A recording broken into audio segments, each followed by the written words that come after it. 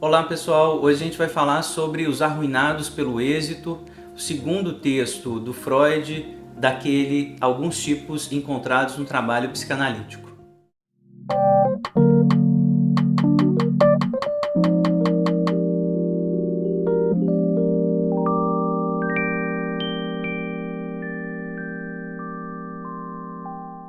Os arruinados pelo êxito, ou os fracassados pelo êxito, shaitan, tem a ver com isso, fracasso, ruína, esmagamento, né? O sujeito que é esmagado quando consegue algo que ele deseja muito.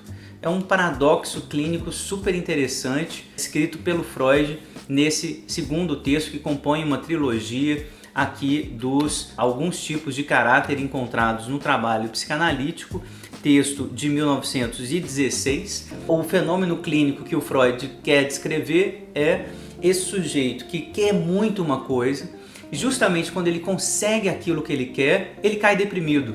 Então, um sujeito que queria muito fazer concurso, e aí finalmente ele passa no concurso, né, um concurso super difícil, e quando ele passa, toma posse, ele deprime. Ele deprime de forma terrível, ele não consegue nem ir trabalhar. Ou quando, um exemplo que o Freud dá, pegando um caso literário, uma mulher deseja se casar muito com um sujeito, né, planeja inclusive matar uma pessoa para que possa realizar o seu desejo. Quando vai lá, finalmente está tudo pronto para que ela se case, ela cai deprimida, ela recusa, ela recua, ela não dá conta de realizar o desejo quando o desejo se apresenta absolutamente realizável. Por que acontece então essa ruína pelo êxito, esse fracasso pelo êxito? Qual é a explicação de Freud? Freud vai falar então dos arruinados sobre o êxito a partir de duas peças, uma do Shakespeare chamada Macbeth e outra do Ibsen chamada Homer's Home. Nas duas peças acontece essa lógica, né? O sujeito quer muito algo, no caso Lady Macbeth quer matar o rei Duncan e tomar o poder, e quando faz isso acaba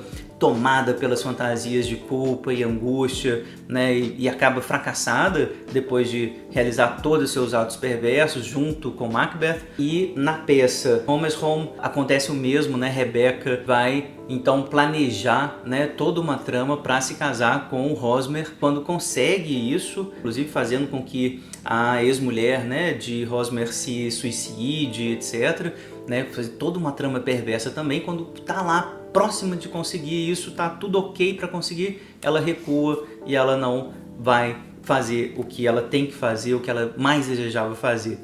Qual que é a explicação de Freud para essas duas situações e outras situações clínicas nas quais o sujeito, diante do êxito, fracassa? No último parágrafo do texto, Freud dá uma dica sobre a explicação dele para esse fracasso pelo êxito. Ele diz o seguinte: o trabalho psicanalítico nos ensina que as forças da consciência que induzem à doença em consequência do êxito, em vez de, como normalmente em consequência da frustração, se acham intimamente relacionadas com o complexo de Édipo, a relação com o pai e a mãe, como talvez na realidade se ache o nosso sentimento de culpa em geral.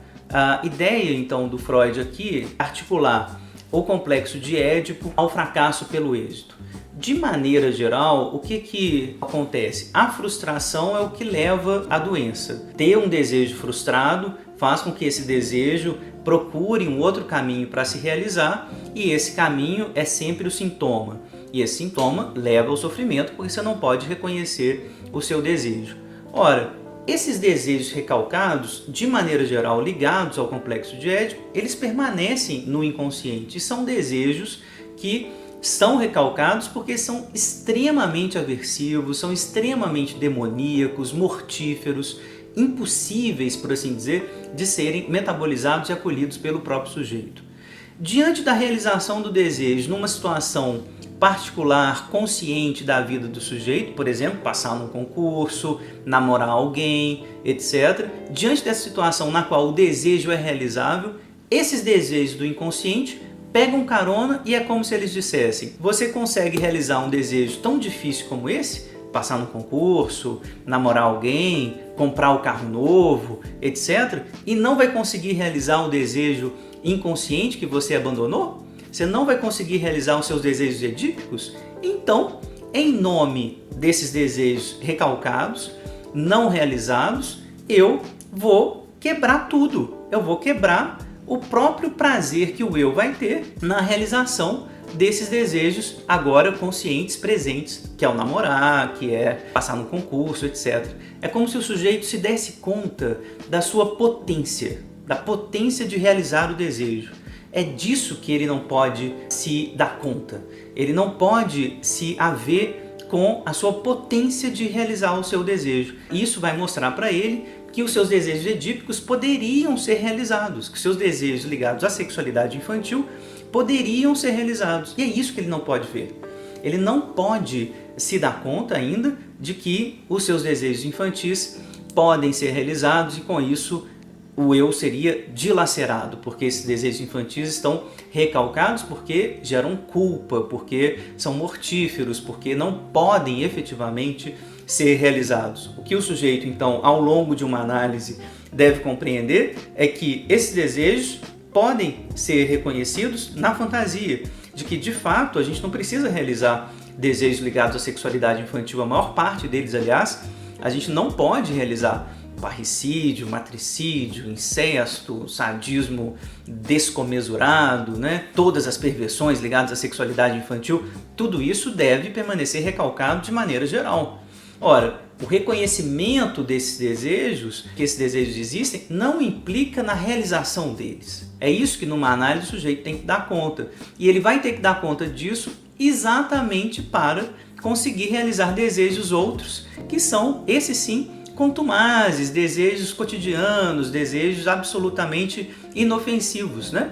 Comprar um carro, passar no concurso, namorar, etc. Desejos, então, que o sujeito pode realizar, mas que não necessariamente precisam levar a um conflito que o levasse ao fracasso pelo êxito, né? A depressão, a ruína, justamente porque ele conseguiu realizar o seu desejo. De qualquer forma, a tese do Freud me parece genial nesse texto, na medida em que ele está dizendo para a gente desconfiar dessa ideologia do sucesso, né? Nem sempre que o sujeito pode realizar aquilo que deseja, que ele tem potência para realizar aquilo que deseja, ele vai conseguir fazer, e se conseguir, ele pode se arruinar justamente ali no momento em que ele consegue. Por quê?